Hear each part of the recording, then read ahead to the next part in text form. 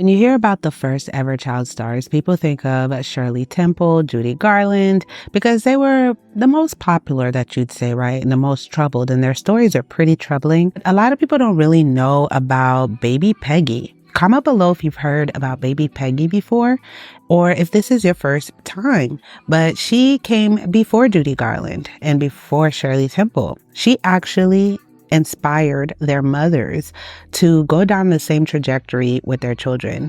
And because of her and others that came before her, which we'll do videos for, this is the reason why we have these child labor laws in the acting industry, because she had to go through it just so child stars today can have some semblance of protection. And as we've seen in recent times, there hasn't been much protection, but believe me, as bad as things are today, or were, like with the whole Nickelodeon thing and Disney era, it was even worse back then when there really was no regulation. Parents were a lot greedier, and there was just no morality when it came to working children. And I know in this era, we like to think of ourselves as probably the worst generation ever, but the more you dig into the past generation, I don't think I would have been able to survive. I mean, skin color aside, but just wow. Hollywood was not only wild, but the culture that accepted a lot of these actions was wild also, because the consumers were consuming a lot of these disturbing contents and knew about the disturbing things that were happening, and there wasn't really much outrage. People just didn't seem to really care like that. Their priorities were all over the place, but when it came to children, I just don't think society ever really cared to protect children. And this video is a little bit triggering, I know, so this is your trigger warning if this is not your type of speed. We're gonna get into all of that in the life of baby Peggy, but first, hey friend, welcome to my channel, Crean Allude, where we deep dive and break down the most iconic stars through history.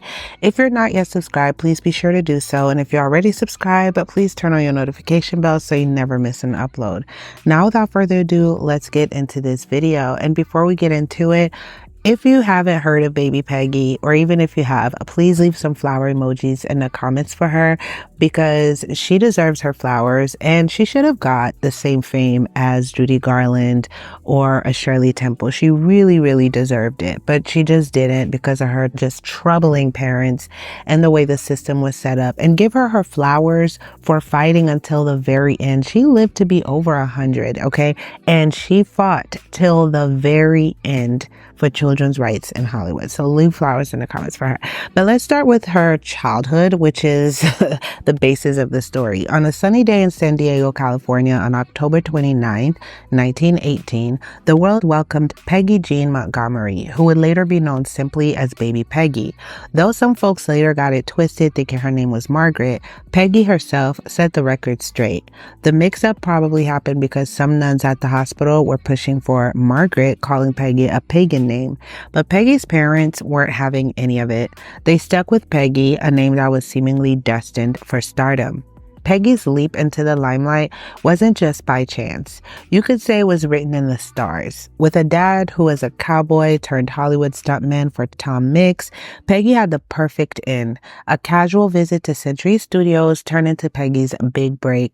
She caught the eye of a director while hanging out on set, thanks to her angelic behavior and knack for following directions like a pro. Next thing she knew, she was starring alongside Brownie the Wonder Dog in a series of short films. From 1921 to 1924, Peggy was everywhere, starring in around 150 comedies before she even hit 7 years old. Talk about a workhorse. She starred in everything from blockbuster movies and societal issues to celebrities of the time. And she wasn't just a one-trick pony. She did movie adaptations of books and fairy tales also. Do you guys understand? 150 comedies to star in that many films, short or long, for a child that's not even 6 years old yet. Do you guys understand? I'm sorry, that just blew my mind. Her career took another exciting turn when she signed on with Universal Studios in 1923. Here she dipped her toes into drama, starring in Universal Jewels, and even sharing the screen with the iconic Clara Bow and Helen's Babies. Peggy was more than just a child star. She was a full-blown sensation.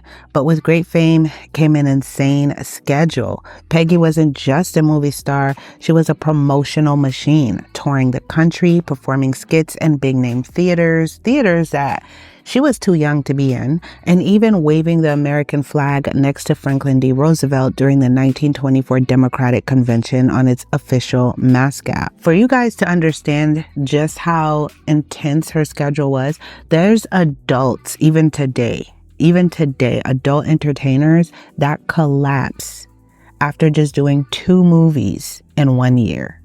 Think about that. They collapse. They have mental exhaustion. They have to do substances to stay up. They end up in clinical help.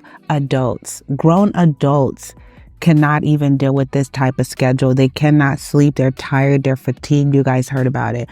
Now imagine you're born into this. She had no choice, no say so. They just pushed her into this before she even had consciousness. That is unimaginable. I can't even imagine.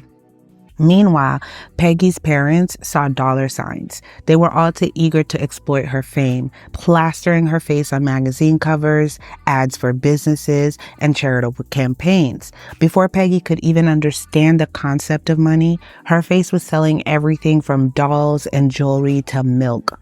It was clear baby Peggy had become the family's cash cow, and her childhood was the price of admission to this showbiz spectacle. Peggy hit the jackpot big time. Her deal with Universal Studios was nothing short of a gold mine, raking in an eye-watering $1.5 million a year. That is equivalent to $23.7 million today. She was making $23.7 million in 1 year. Well, technically, her parents were.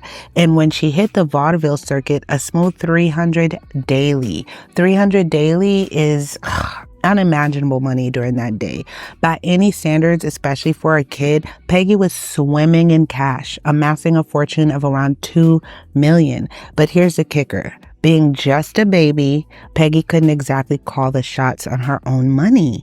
This windfall wasn't just a win for Peggy. It was like hitting the lottery for her parents.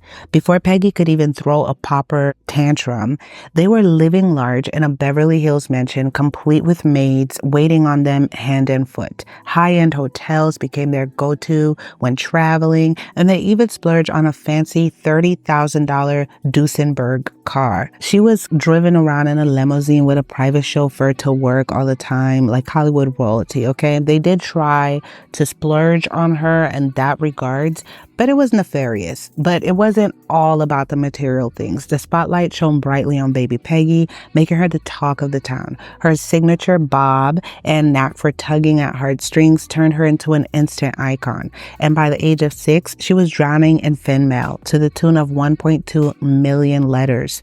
The buzz was so loud that it sparked a frenzy among other parents itching to catapult their own kids to stardom. Much like Shirley Temple and Judy Garland's mom, who Peggy reckoned got the idea from her own skyrocketing fame.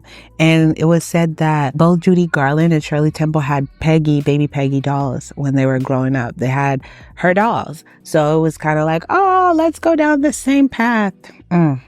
But behind the glitz and glam, life wasn't all sunshine and rainbows for young Peggy. She was a trailblazer, but the path was anything but smooth.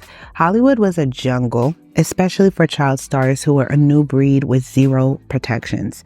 Peggy's childhood was a nonstop work marathon, 8 hours a day, 6 days a week, without a break in sight for something as simple as a nap or even school. And if that wasn't tough enough, Peggy saw things that would give anyone nightmares. Imagine a little girl witnessing an elephant crush its trainer to death right on set.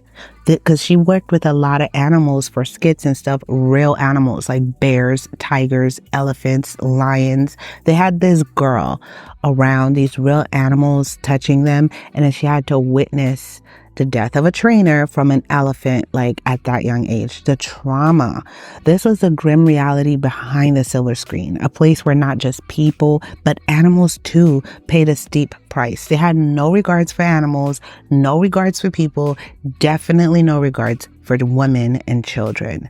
This side of Hollywood was dark, far removed from the glamorous facade it liked to project of that time. If you know of that time, it was glamour, a time when people were classy. Like, I see those comments a lot, and I was one person that believed that too. I really was like, oh my goodness, what I would give to be in a 1940s era aesthetic. The way people spoke was so classy, the way they dressed. But guys, it was a dark era. I don't want to go back. I'm grateful for the progress, though be it small, that we have made through the years, because wow, can you imagine? If I asked you what was a famous Hollywood animal, you probably would think of Lassie the dog. And, they used to have dogs, chimpanzees, and all of those. Like, the treatment was gruesome. And a lot of times these animals would have psychotic breaks themselves.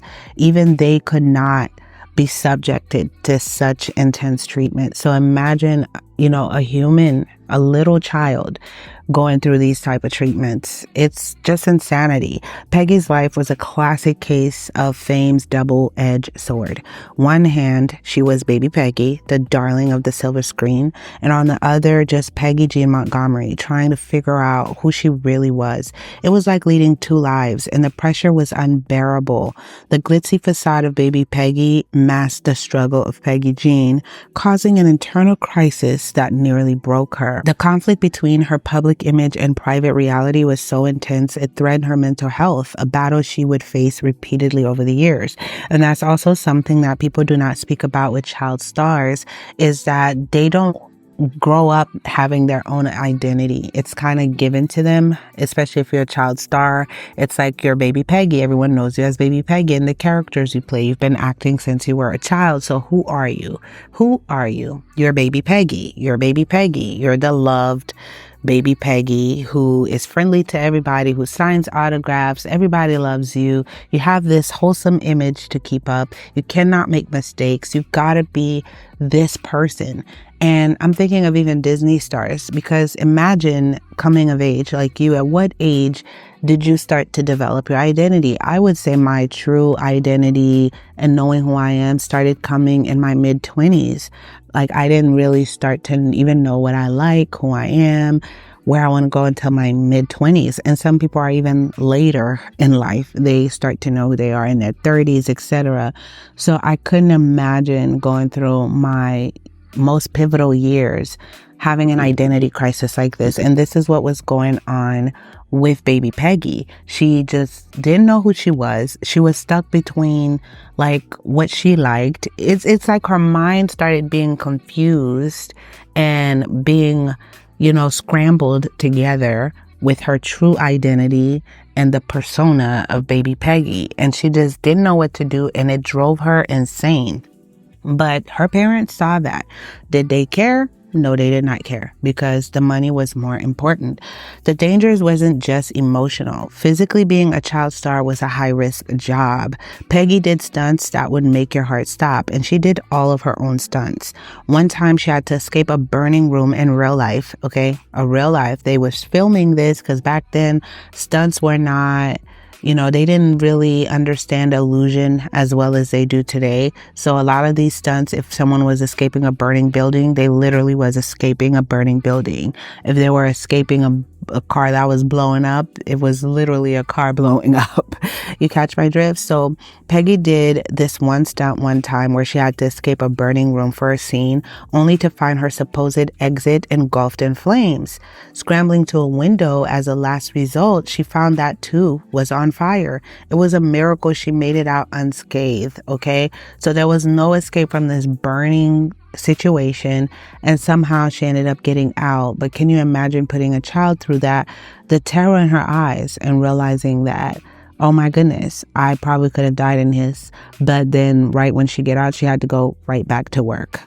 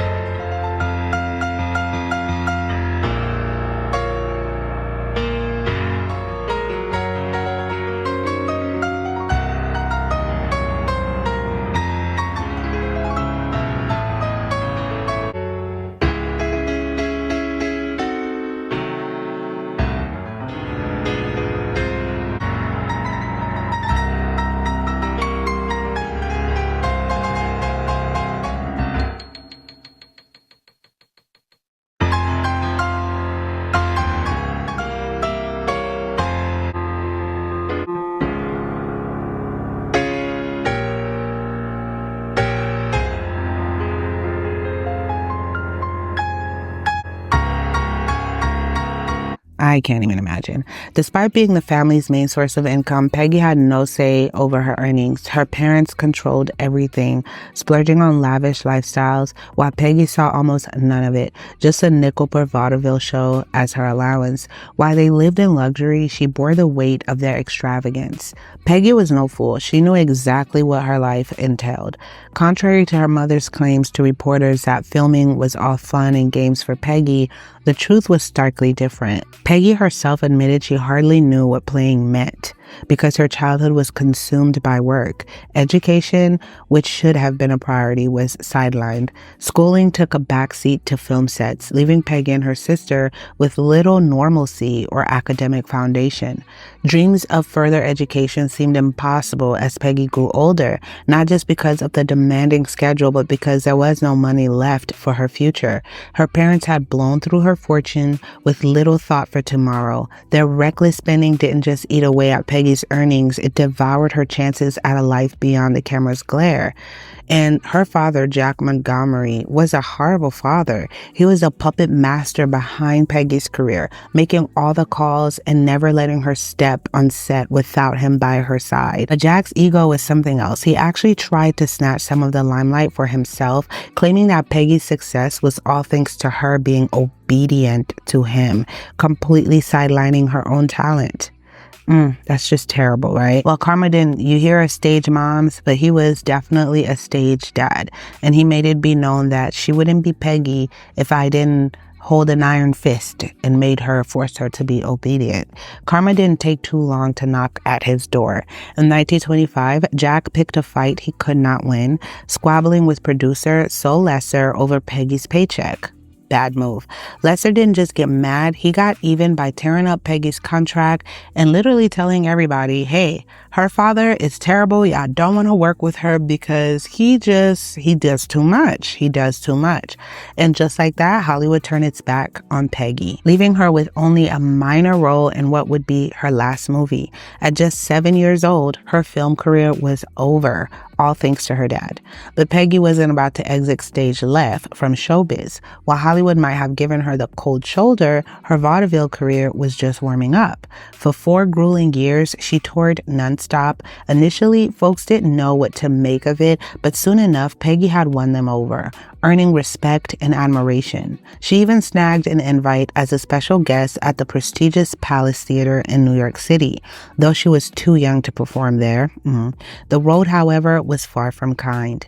Poor Peggy battled through one health issue after another, often suffering from tonsillitis, among other ailments. And despite feeling under the weather, she powered through her performances, sometimes needing buckets on either side of the stage for her to throw up. That's how sick and nauseous she was. But instead of being like, let's take a break, you're not doing too well. They're like, you know what? The show must go on. Put some buckets on both sides in case you need to quickly throw up and go back on stage. Can you imagine? It was far from the glamorous life people imagined. Then came the real storm. Even as Peggy's star in film dimmed, her family's lavish spending blazed on. She wasn't getting work like that, but they were still spending as if she was.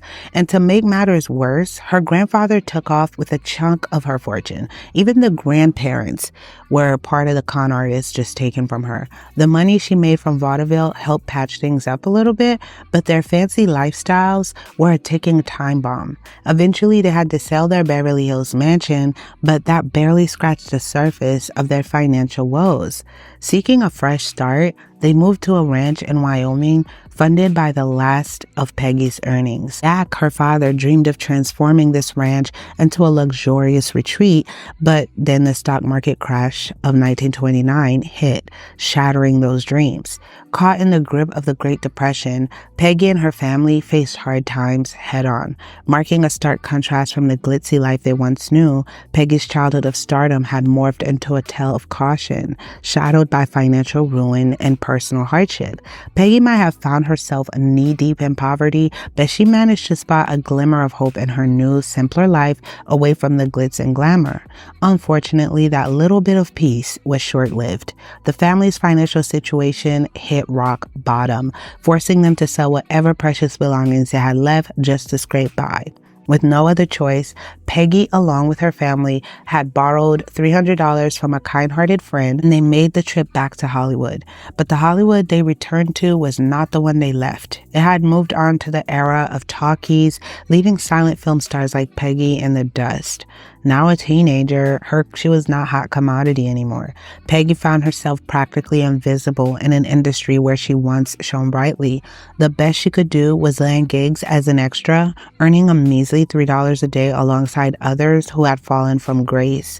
Undeterred, Peggy tried to claw her way back to relevance. She snagged a photo op with Douglas Fairbanks Sr. and even got herself a new manager in hopes of stirring up some buzz. But then a nasty rumor about a botched screen test. It was like, she sucks. She did a screen test and she sucks. By the way, the screen test never actually happened, but it spread like wildfire, sabotaging any chance of a comeback. The situation at home went from bad to worse. The Montgomerys were now living off of food coupons, which is similar to like food stamps, as a far cry from their once lavish lifestyle. What's crazy about this is she was making $23 million a year for the better of like 4 to 5 years of her life. Can you imagine making 23? Do the math. If anyone's really good at math, that should be over in 5 to 6 years, 23.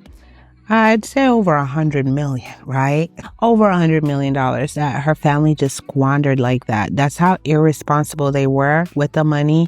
And they had no savings, no funds. And these were a whole bunch of adults. Even the grandparents, like I said, took their money and dipped and never even saw Peggy again.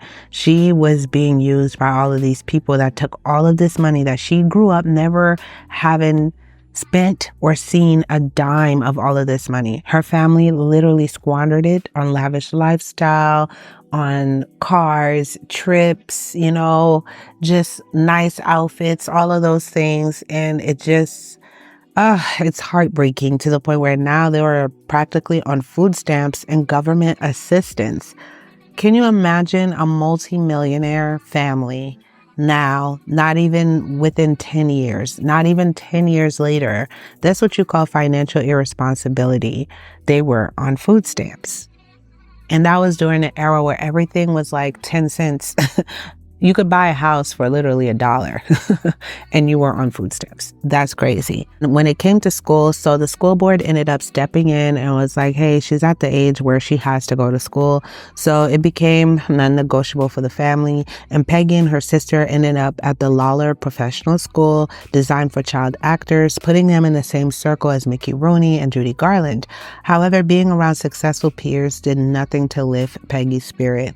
The family dynamic was deteriorating fast. The pressure to make ends meet took a toll on Peggy's parents' marriage, leading to constant conflict. Now that there was no money, they were just angry and fighting, and all the pressure was going on poor little Peggy's shoulders. Yet despite their own troubles, they didn't hesitate to exploit Peggy further. Driven by an insatiable greed, this toxic environment wreaked havoc on Peggy's mental health, leading to multiple nervous breakdowns. The safe haven she once sought in her home life was nowhere to be found.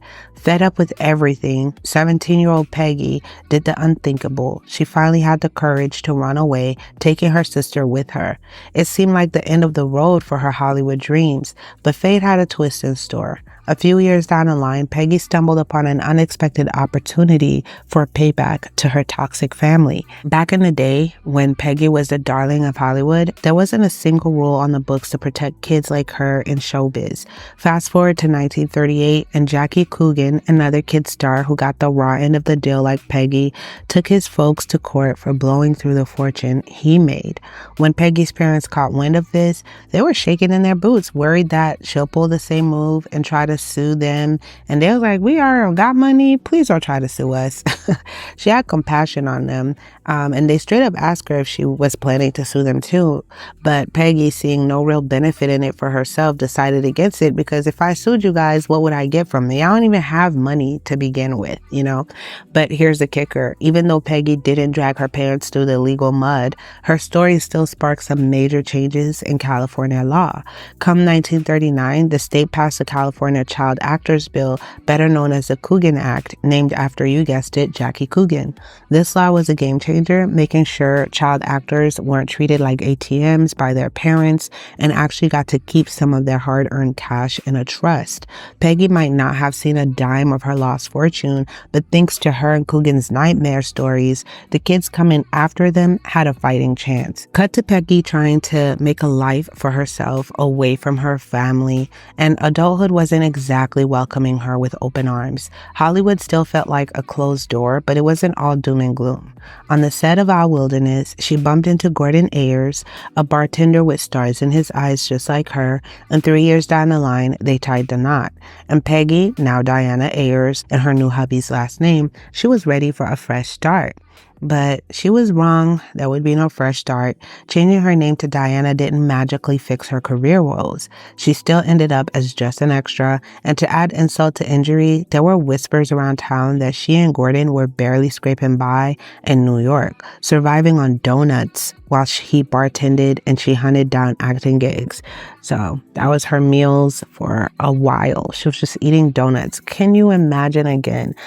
Making millions before the age of 7, and then now in your, early 20s, you're just eating donuts to survive.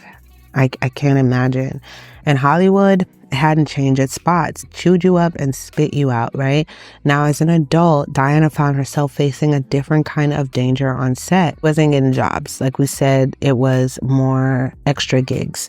And there were creepy guys who would hang around offering massages or dropping sleazy comments to the beautiful girls there, promising them a brighter future if, you did favors for them. So she could have went further if she wanted to, but she had to, you catch the drift.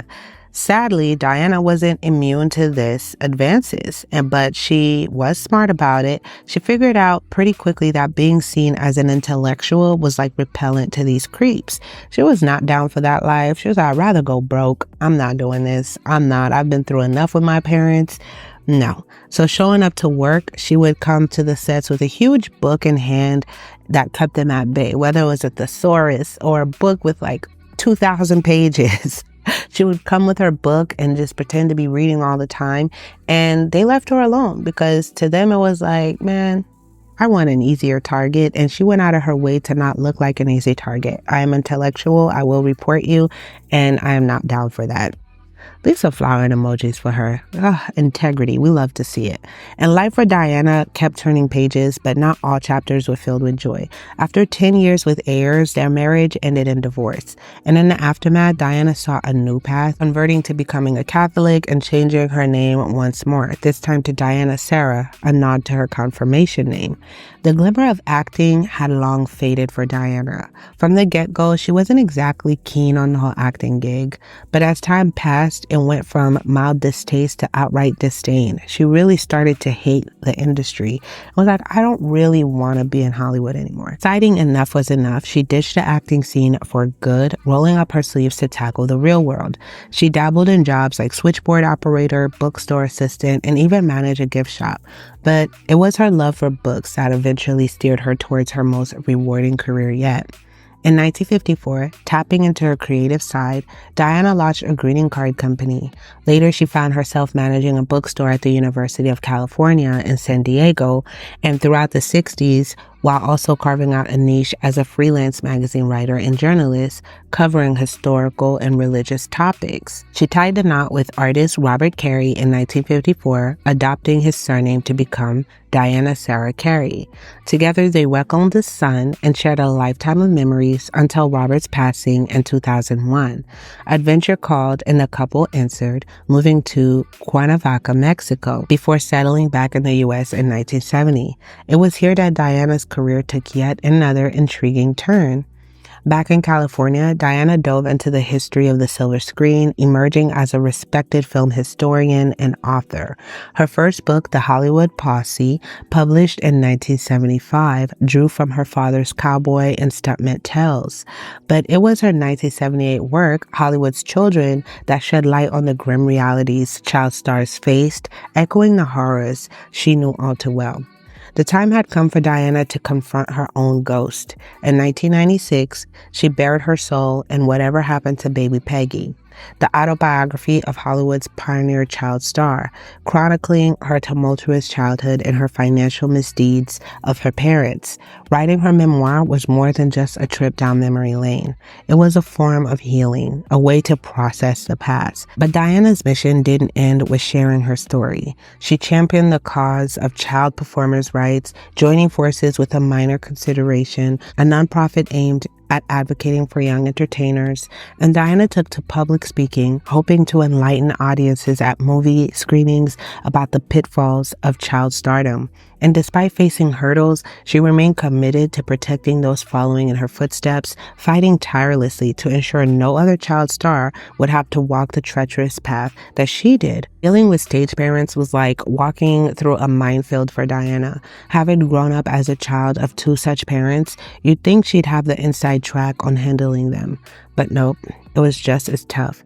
At her talks, trying to make these parents see sense was like talking to a wall. She'd throw out zingers like how a toddler can't exactly waltz up to a studio door on their own to highlight how absurd some expectations were. Yet as the years tickled by, Diana found herself more open than ever about her roller coaster of a past. So can you guys believe that though she was doing these speaking engagements, there were still parents of child actors that refused to see the light, and they just could not understand. And no matter what analogies she used to try to get to these parents, a lot of these parents were just seeing the money.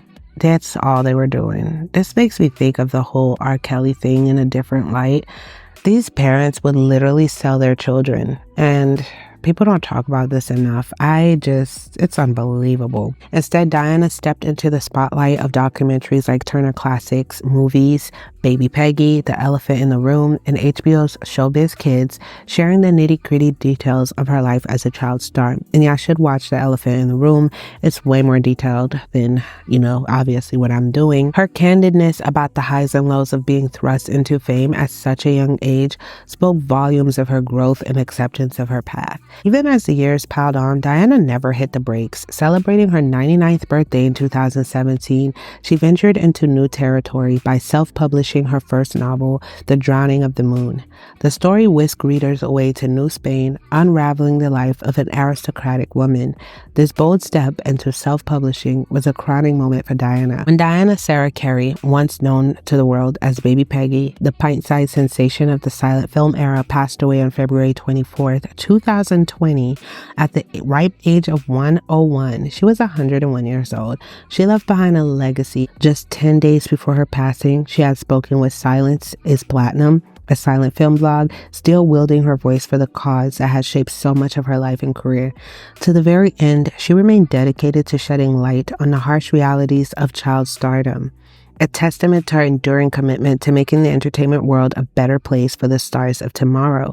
And I believe that she lived so long because she escaped Hollywood. Had she stayed there, she probably, unfortunately, would have had the fate of Judy Garland or Shirley Temple, because she was already having mental breakdowns and she was having identity crisis. By the time she was a teenager, if she kept getting work, she probably would have ended up on substances like Judy Garland, because Judy Garland was going through similar situations and ended up having to just be on substances until she ended up dying. You guys should check out her story also. I'll put both Shirley Temple and Judy Garland's videos in the end cards, but I'll pin Shirley Temple's in the comment section for you guys. But this is just a very sad beginning, but a triumphant end. Okay, I'm very proud of her. I'm very happy for her sticking through her guns. And this is one of the stories that could have went worse, but her story was used as a cautionary tale. And wow, true definition of not everything that glitters is gold. Okay, leave some flower emojis in the comments for her. And what are your thoughts, especially about her father, which is just crazy. If you like the music you listen to in the background, the link is in the description. Comment below who else would you guys like for me to do a video for. I love you guys so much. Thank you for tuning in. Until next time.